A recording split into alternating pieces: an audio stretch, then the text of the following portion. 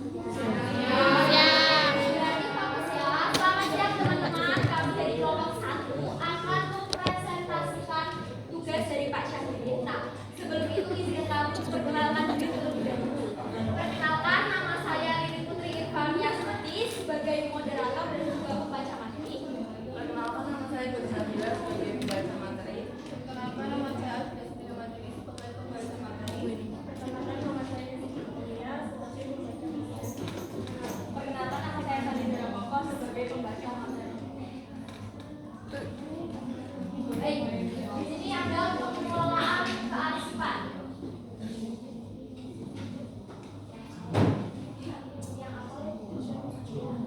Pengertian arsip dan kearsipan.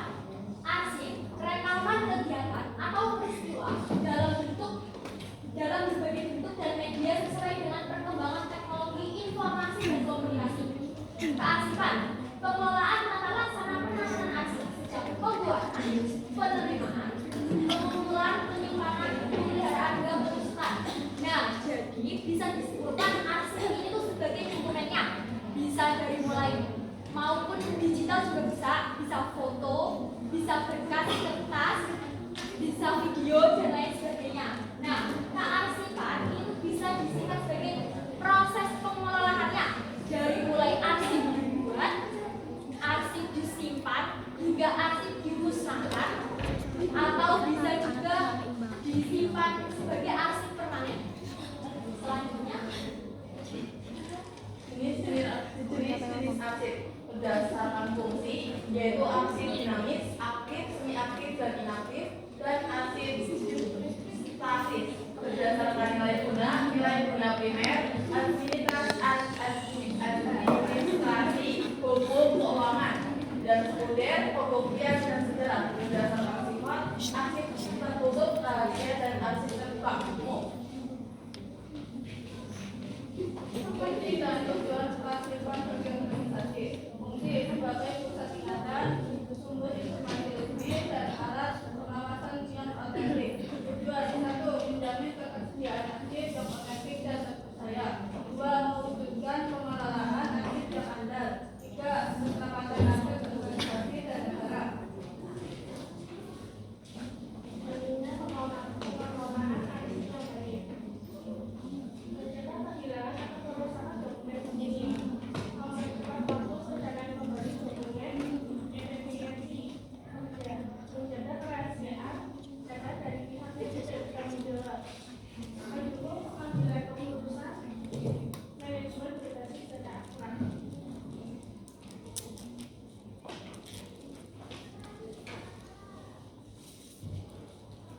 pengantar sistem penyimpanan arsip.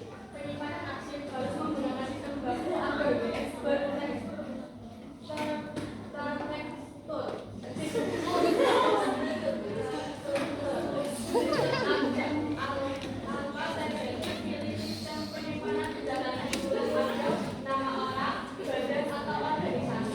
Sistem ini sangat cocok untuk organisasi yang dokumennya sering disalin berdasarkan nama pelanggan atau wilayahnya.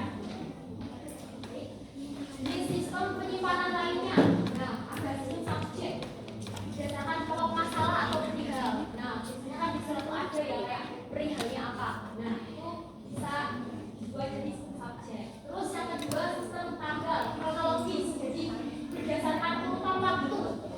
Nah terus ada sistem wilayah geografis berdasarkan lokasi atau daerah asal dokumennya. Nah bisa asal Bandung, nah itu nanti jadi sistem wilayah. Nah terus sistem nomor berdasarkan kode angka atau nilai. Oke. Baik, apakah ada yang mau ditanyakan? Silakan. Perkenalkan, nama saya Susanti dari kelompok 2. Masa penyimpanan arsip dinamis yang aktif, semi-aktif, dan inaktif.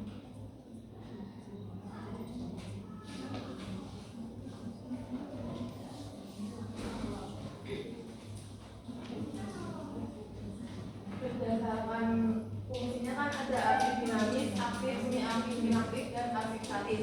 Nah, kalau arsip dinamis aktif itu yang masa frekuensi pakainya itu sangat tinggi, yang hampir setiap hari itu dipakai dengan masa simpan itu 0 sampai 2 tahun.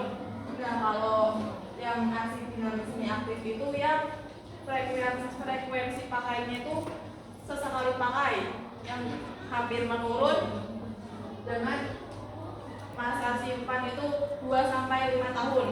Nah, kalau arsip dinamis inaktif itu yang jarang sekali dipakai dengan masa simpan 5 sampai 10 tahun. Sementara arsip statis itu yang hampir sama sekali tidak dipakai seperti bukti sejarah dengan masa simpan itu hampir selamanya. Oke, apakah ada lagi yang mau ditanyakan? Baik, kalau sudah, terima kasih. Mohon maaf jika ada kesalahan